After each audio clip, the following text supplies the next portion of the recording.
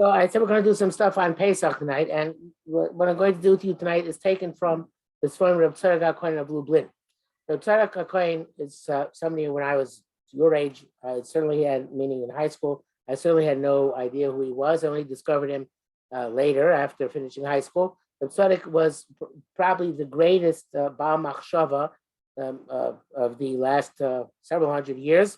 He was the Rebbe ultimately in Lublin. He started off life as a Litvak and eventually became a Chassid, the Chassid of the Ishbitzer, the Meir Shiloach. And he had an incredible mind and incredible knowledge of Torah and perspective of how to understand things. So he's one of the main, so to speak, sources which comes to deeper understanding of many things having to do with Torah and with Avodas Hashem. So the first one let's do here, he wrote many stories. Most of them put up after his Ptira in 1900, and they are incredible for every one of them. So this is from a sefer called Divrei Sofrim. Dor holech v'dor ba. Now, it's back in the early 1900s. Probably some of you read the book about the Beilis trial, the last blood libel, the last famous blood libel in Russia in the early 1900s.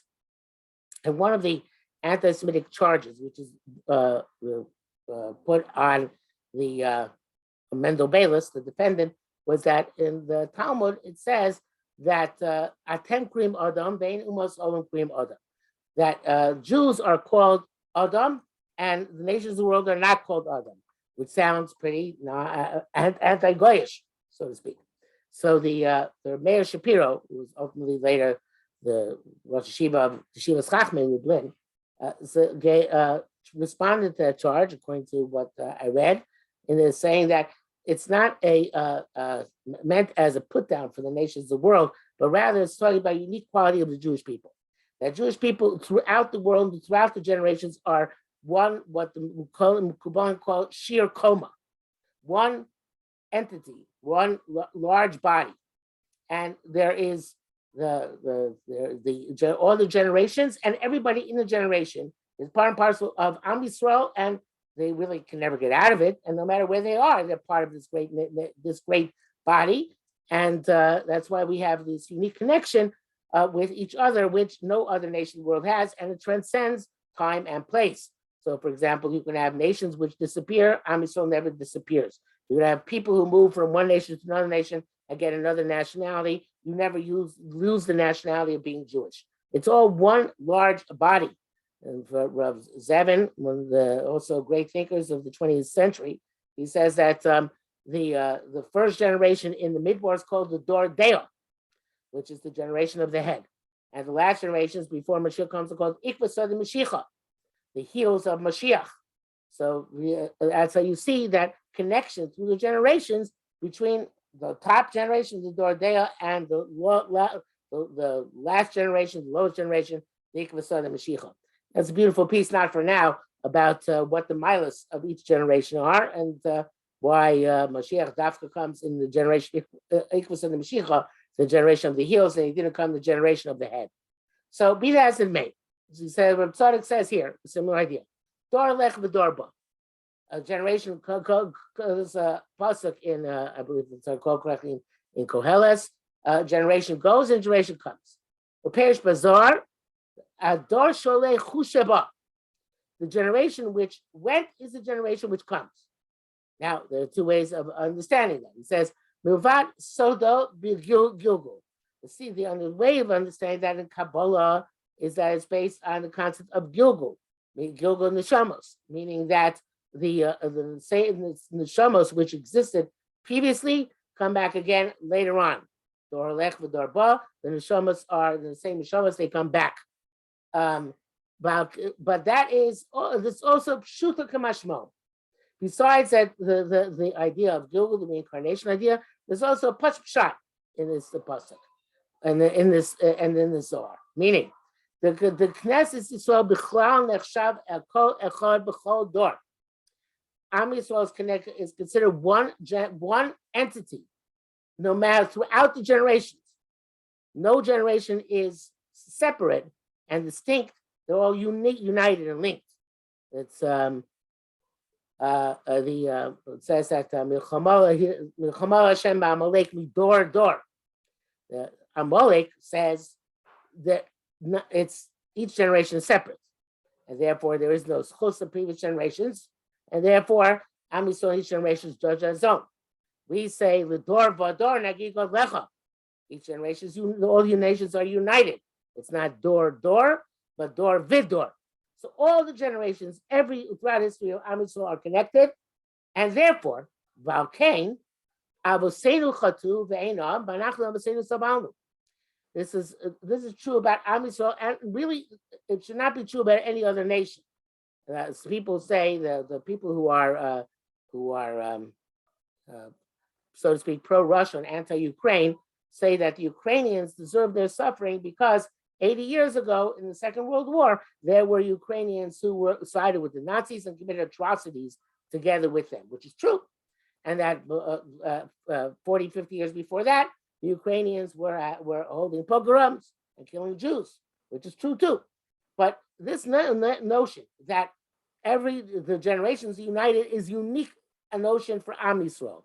It doesn't exist in other nations of the world. So therefore, it would not be just, I'm sorry, I'm saying it here.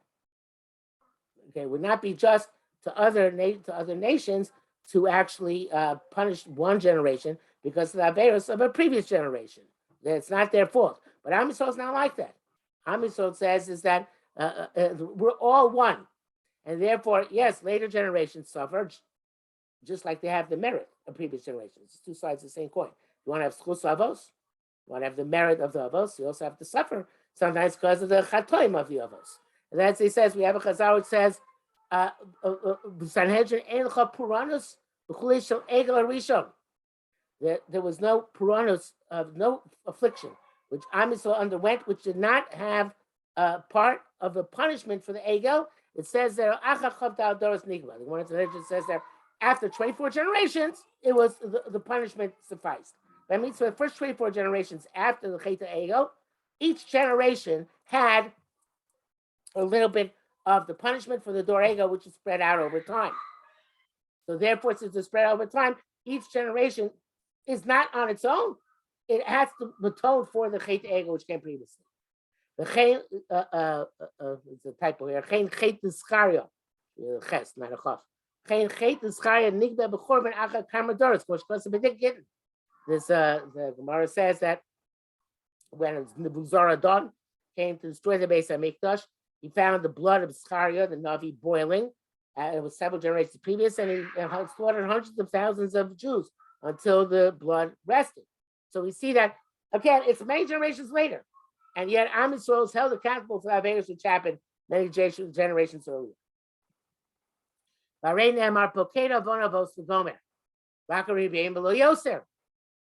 We ask the question, what do you mean? It says, sounds like only for 4 generations it goes on, not for 24 generations, not for many generations. That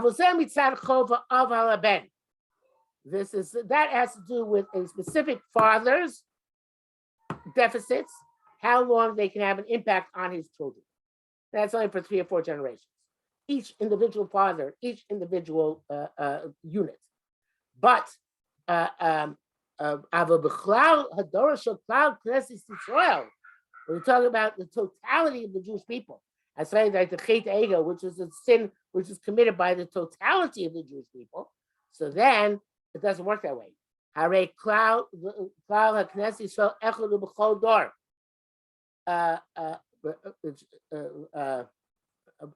Again, here's the typo. It should be Vakol Echad. It's all one. And it says Bahorios, there's a halachic ramification of this, which is the tzibur lo ma'aseh, and the tzibur doesn't die. What's a halachic ramification of that? There's a halacha that if an individual was supposed to bring a korban chatos, and the person who's required to bring a korban chatos dies, the chatos itself has to die. It can't be brought as a korban. It's supposed to be brought in this person, his abeir is no longer alive. But if let's say theoretically a chatos was set aside in one generation, and now it's a totally new generation, they still bring it's a korban tzibur as opposed to korban yachid. They still bring the korban chatos because tzibur lo ma'aseh. A tzibur doesn't die. Am Yisrael's tzibur can never die. It's the same. It's immortal from generation to generation. So wants to say that initially that's because of the principle of the children taking place of the fathers, the dachi. And it says, no, that's not the pshat. The inken yochi because they don't also be true about individuals. But the tzibur, it's not because of the connection of the father to the son, but it's a different type of connection altogether. Even though there it says it's specifically because it's a matter of kapara, and there's nobody who, we always need kapara for something.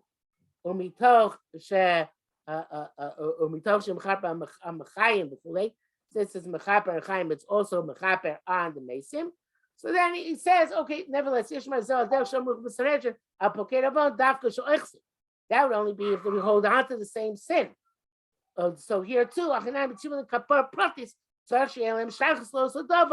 so also in terms of the kapara, we need to have some shaykhs that are in order to be actually technically be yotze the korban. But the basis of the korban is not just the fact that we always think kapara, but that there's this connection throughout the generations. And it works in the positive way as well, as we'll see momentarily.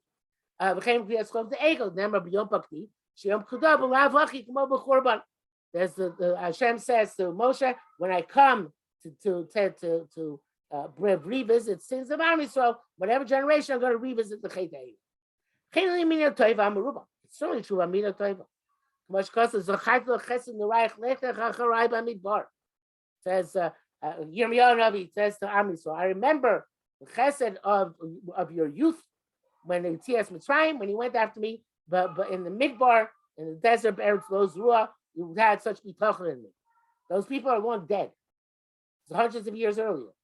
But still, since Am Yisrael is one united entity, so therefore the chesed of earlier generations lasts for later generations. And so it says, wait a minute, how could that be? The principle that a father's merits don't give merits to his son. Again, but that obviously is on a specific individual. Merely the afagav, the ksib osa chesed la'alafim. It says that Hashem does chesed for 1,000 generations. Sarach l'marahu chesed b'olam hazeh dugmas poket avam b'gomer v'adei rak b'olam haba. It says that in this world, that which says Hashem remembers chesed la'alafim, which although that seems pretty limitless to us, 2,000 generations. There have been 2,000 generations since the world has begun yet. But nevertheless, you could say it's limited. No, that only has to do with Olam Hazeh. But in the merit of previous generations has to, of course, last forever on the level of Olam Haba. And I'm going to skip a bit. He says that, goes on with this, and he said later on, he goes to talks about the Chachmei Yisrael, that they also have this idea, and that it goes on. Each generation's heads are really the heads of are heads of not just this generation, heads of the other generations as well. So that is point 1.1, which is that there's a connection between all generations throughout time. Let's go on to the next text from Reb Tzadok, which is Machshavos Chorutz. It says here.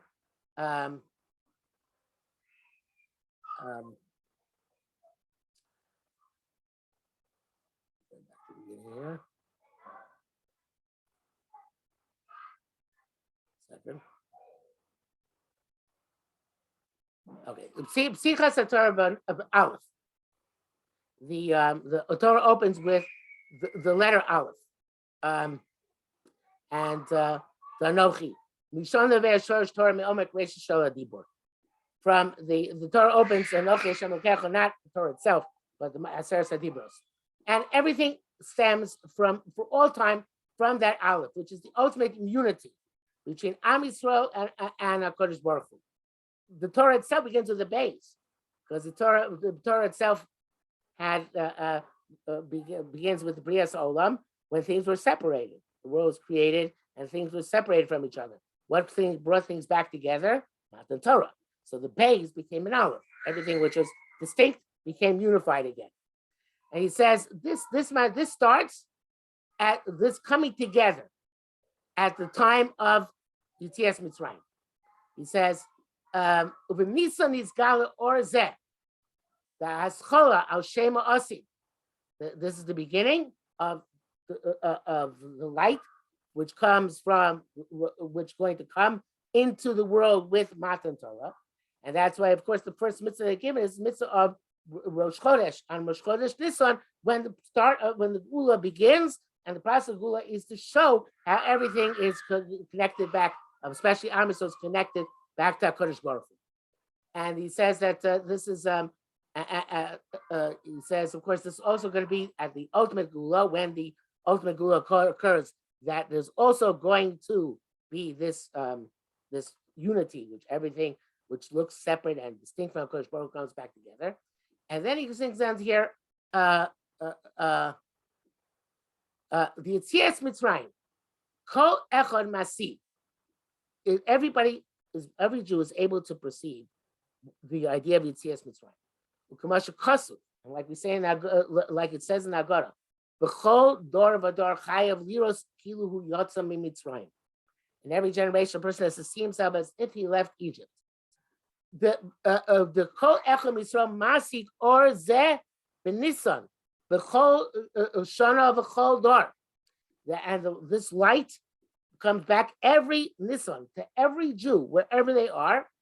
Shafa Pisha Meshuka Shemishmakom Shemeshuka, even though he is mired in the mire where he is mired. In other words, a person could be stuck in the mud, sinking in quicksand. Yocholis Orer Pitom. He can awaken himself all of a sudden. L'Hashem Yisborach.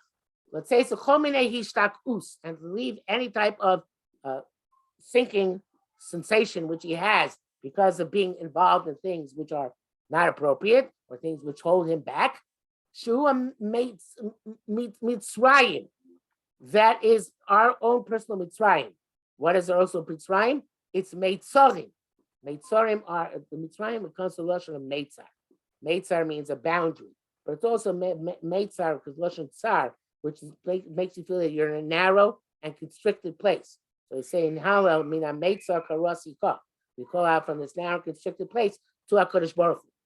And therefore, since we're Mina Meitzar Karasika, we go Anani B'Merchavka, right? Since we call from this narrow place, we want Hashem to expand and get us out of that narrow place. And every in Mitzrayim, it was called Mitzrayim because Chazal say, because nobody was ever able to escape. No slave was no slave was ever able to escape from Mitzrayim prior to the Jewish people, because the boundaries were so strong.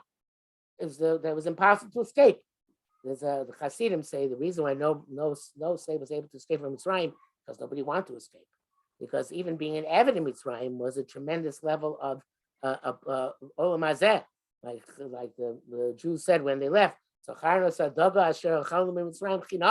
remember all the luxuries we had, even as slaves in Mitzrayim. So they say it's not, this is of course not the Pashup Shah, but not because the boundaries are so strong, but because the society was so pleasant even for slaves. Who would ever want to leave? But the same idea. A person in a generation finds himself in Meitzorim, in a narrow place. The idea of Pesach is that they went out suddenly, so to anybody can go out suddenly, over Pitom, with the Or of Pesach. That light comes back in every generation. B'chol dor v'dor, like we saw before in the other episode, there's a unique quality which links all generations and gives all of us, every Pesach, the capacity to go out from all, let's say, like the things which hold in the sea of wisdom, so each and every Jew has inside. And it's not just that a kedusha which comes from Mitzrayim. The Tzadok has the yesod, which he says in many places, which is that not just the past influences a person, the future also influences a person. He says things which have occurred in the past influence Am Yisrael, and things that are going to occur in the future also influence Am Yisrael. And he says that that's the reason why Rosh Chodesh is Yom. Nothing ever happened in Rosh Chodesh in the past. It doesn't celebrate anything. But the Haftarah for Shabbos is it? Every Shabbos. The one Shabbos we just had. It says maybe Shabbos HaChodesh. It says Vayamidei Chodesh b'Chodesh midei Shabbos v'Shabbat Yavo Kol B'Soy Shtachabos V'Nechashem. Eventually, it's going to be on Aliyah L'Rego. It's going to be Yontif on Rosh Chodesh. So says Reb Tzadok, the fact that we have a Yontif on Rosh Chodesh now is because it's that future event, which hasn't yet happened yet, already has an impression on us now. He says that's why Rosh Chodesh is less of a Yontif than other Yom Tovim. Because other Yom Tovim, they celebrate events which already happened. So already has a very firm and powerful impact on history and on the world. So that makes those Yom Tovim much more strong. Something which hasn't yet happened, although it has a rosh, it has an impression on the present, it doesn't have the same type of impression. And therefore, it's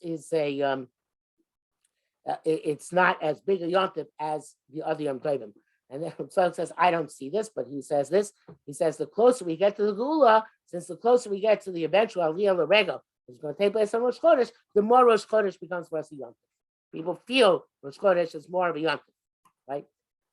It could be that one of the reasons why women celebrate Rosh Chodesh more than men is because the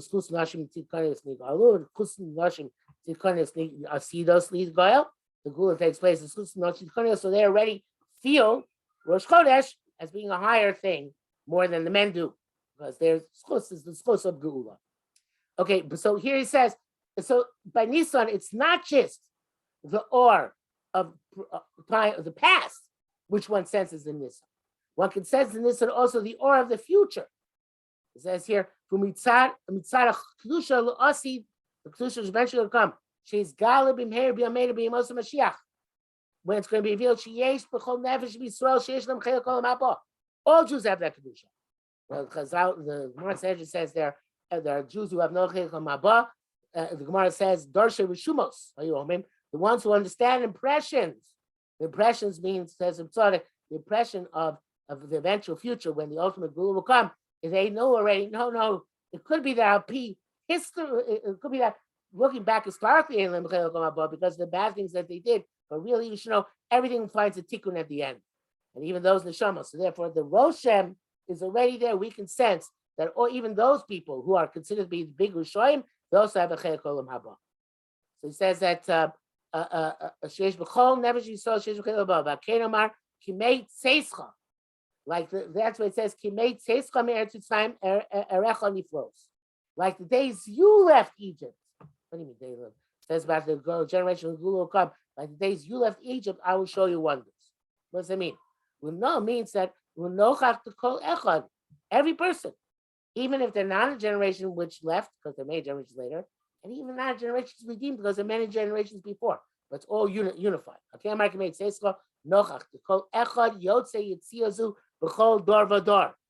every person goes out, has this yitzia in Chodesh Nisan, on night of Pesach, in every generation, right? So there's a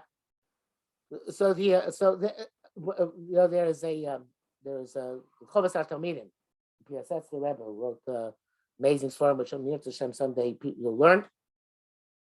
He has exercises meditation, and his two exercises of meditation is Sefer Kol Dach Shras Avreichim, which he says you can't do both in one day if you're going to do them right, because they're each powerful in its own way. He says one of them is a meditation. He describes how to do it, how to go play by play in your mind, what to image, what to think about, and what type of dialogue should go through your mind. And he says that one of them is how you remember the day of death. In other words, how do you picture yourself the dying process, going through the process of dying, getting sicker and sicker, and people going to visit you, which is a pretty frightening meditation. And then he has another meditation. It's meditation of leaving Mitzrayim. And again, this is a totally different type, because the one of Yaskil Misa is a meditation of fear, right? Yaskil Misa is supposed to work on your fear, but the one of Yitzias Mitzrayim is supposed to work on your elation, right? On your hisalus, feeling the sense of perus. So he says you can't do them both the same day. If you're doing them both the same day, you don't go crazy. You're not doing them right. So, but the point is that is a very high madrega, which it's very hard for people in our ADD generation to do, to actually create that inner world and meditate and focus and be able to image the Yitzias Mitzrayim or Yom HaMisa. But so b'chol over there, that would be the opposite. But there's another version of that passage in the Haggadah, which is b'chol over there, laharos esatz mekuyat mitzrayim. Person has to do things to demonstrate the Mitzrayim, and that actually comes immediately before we say Pesach Matzah Moro. And Pesach Matzah Moro, they're not the tells the Rosh Shiva. Yes, the Bloch says, you know what? If we could have done Chol Dover Dar Chayv on the Haros could have put on a great spectacle, amazing play, like the Christians have the Passion Play, which they depict the death of their Savior. So we could have had a great spectacle ourselves. We enacting Mitzrayim, we're putting on costumes and special effects and things like that. But says Bloch, things if we did that, then it would get too wrapped up in the spectacle and it wouldn't penetrate the same way as something subtle and not so grandiose.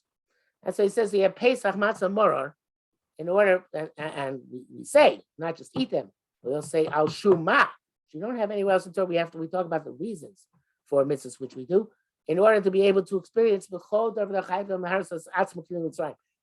Pesach when we're able to eat it, the matzah more to represent the shibud and the gula, and of course other things as well like the charosas, all these things are, even if you can't do this grand meditation, but every person can experience the or of Yetzias Mitzrayim, because we're all connected and we all have that experience in our genetic, in our spiritual genetic makeup.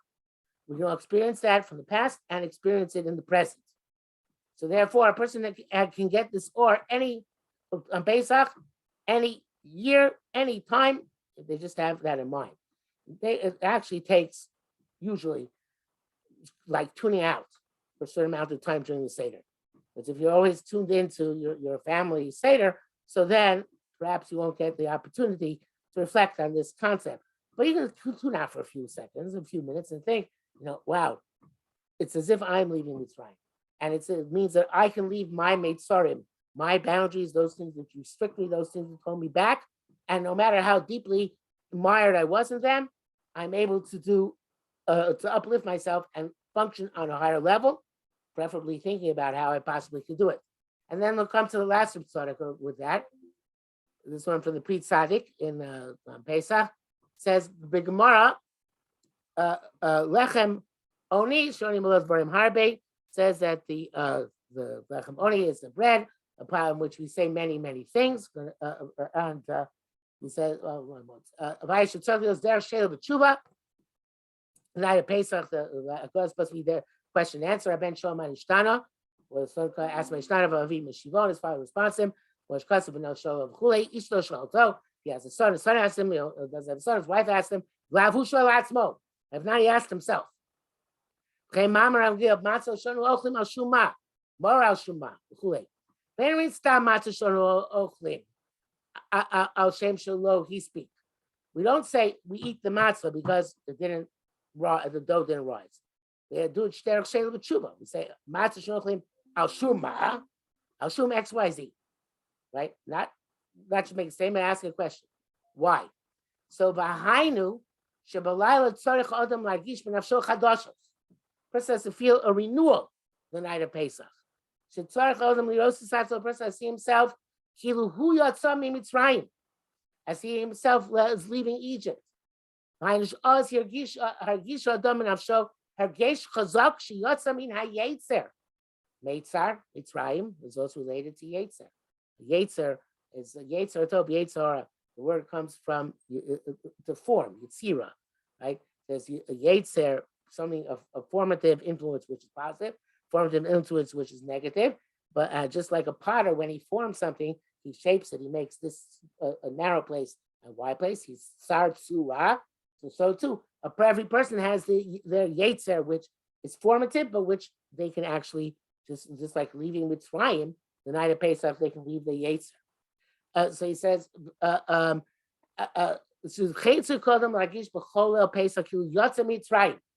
what does that mean? Leaving Mitzrayim? How do you feel in the Seder? The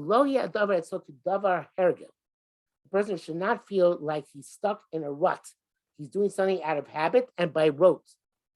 Lechom matzo marab chadoime. Just eating matzah marab, going through the motions year after year after year. V'chein kol ikar takanas tibul rishon, and the whole takana of dipping, of dipping the karpas in the salt water. They said shiki kihechi. What? I don't know about the shop. It would be in the middle drawer in the kitchen. That's probably. Kihechi. Sorry, that was my grandson. Kihechi, they have a care that tinokas ma'ishis oradam manish tana laila azemikol leilos. A care tinokos means make it different, make something that people start questioning, and that's the manish shinui b'zeh. That this night things are different. You go that you realize by questioning. We want you to come to question because by questioning you're going to start contemplating what's different, what's happening differently, why is this night different? Why do I feel different? How can I feel different? And the weak person comes out of what he's normally accustomed to do, and he starts reassessing, re-examining why I do things.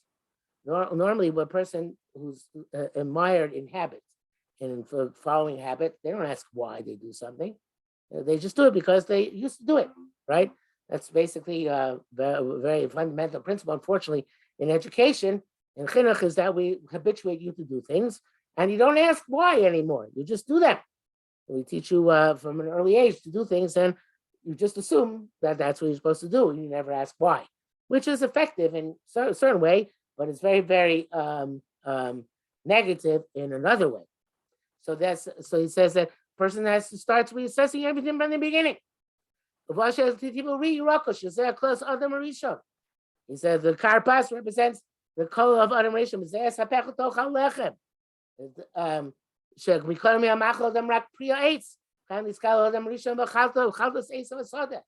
He started eating vegetables before everything was fruit. Now he started eating vegetables. And which is the salt water, right? He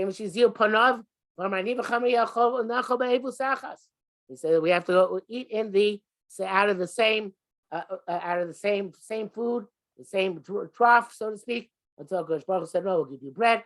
And then he goes on and states how everything is. A person has to feel that everything is something which I have to question and understand and reassess and come to new understanding. He says, Pesach. Her gesh mechudash v'shinui, a feeling of newness and difference. That this night is different than all the nights. But this he feels kilu hu yatsa mi Mitzrayim. Yatsa Mitzrayim is feeling different, feeling that I can leave my own personal mitzvah. Says after kate avde Achashverosh Anan, even though we're still the servants of Achashverosh, Chazal say the reason you don't say Hallel on Purim, one of the reasons, because we're still the servants of Achashverosh, right? Afterwards, it's the Nes of Purim, we still were the servants of Achashverosh. So it wasn't real gula. Yeah, but he says it's Mikamakom Alu Avdei Hashem Lo Avdei Paro. We're not Avdei Paro anymore. That type of shibud which exists in Mitzrayim, which was, he goes on to say, where there was a complete and total assimilation. We're surrounded on all sides by the tumah, and we were absorbed in it. Like a child, like a fetus in its mother's womb. That's how Am Yisrael was in Mitzrayim. That we left, and we should realize that.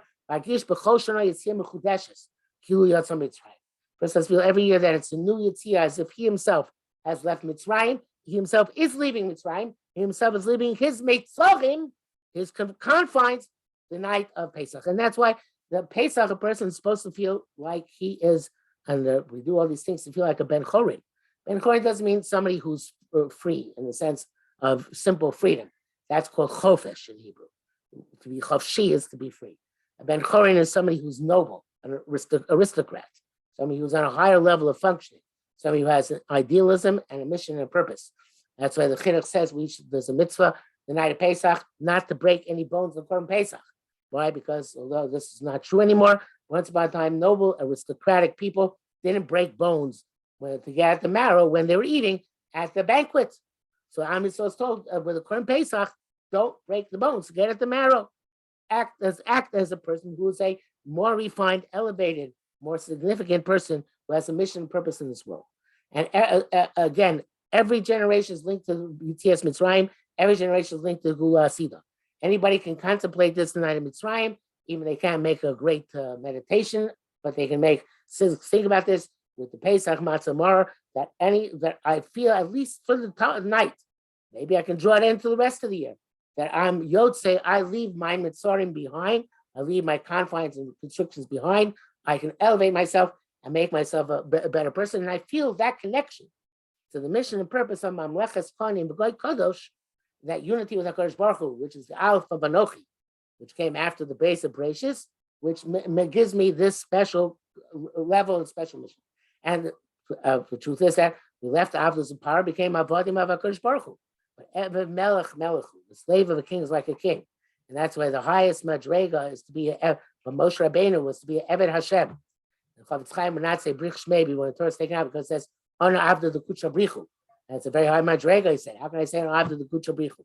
But the night of Pesach, everybody has, that or comes down, and we should all be Zoichet to feel it, this Pesach and every Pesach, we should all be Zoichet to Chag Kosher B'Sameach. Okay, have a good night. See you after Pesach. Thank you. Thank you. Bye. Thank you.